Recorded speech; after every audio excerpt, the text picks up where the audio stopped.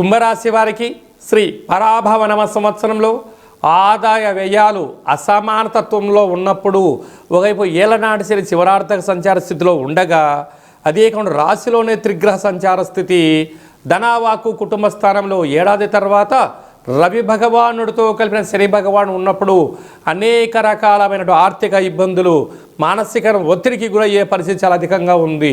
ఇలాంటి వీటిని ఎలా అధిగమించాలో ఈ వీడియోలో సవివరంగా సంపూర్ణంగా తెలుసుకుందాం.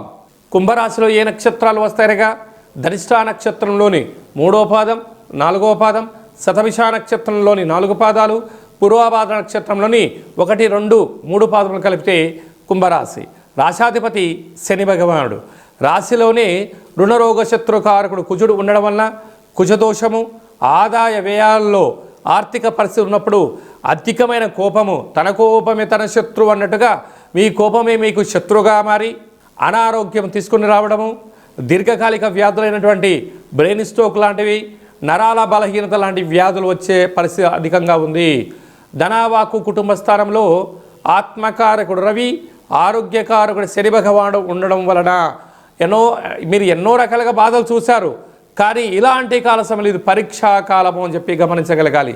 కనుక చైత్ర పూర్ణిమ సందర్భంగా ఒక వెడలపాటి పాత్రలో నవధాన్యములను అన్నీ వేసి రూపాయి బిళ్ళలను అందులో వేసి చంద్ర భగవాన్ని చూస్తూ మీ మనసులో ఉండబడిన కోరిక నెరవేర్చాలని చెప్పి దండం పెట్టుకొని ఆ రూపాయి నాణెమును తీసి ఒక పసుపు రంగు కలిగినటువంటి క్లాత్తో ఇంటి సింహద్వారాన్ని కట్టి చూడండి. మీకు విపరీతమైన ధన ఆకర్షణ, జన ఆకర్షణ, విపరీతమైన లక్ష్మీ కటాక్ష కుబేర యోగం కలుగుతుంది.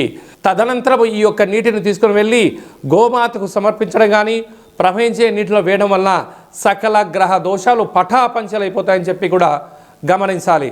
కాళాష్టమి సందర్భంగా కాళభైరవ స్వామికి స్మరణ, కుక్కకు కాకికి ఆహారాన్ని ఏర్పాటు చేయడం వల్ల సకల దోషం తొలగిపోతుందని చెప్పి గమనించాలి.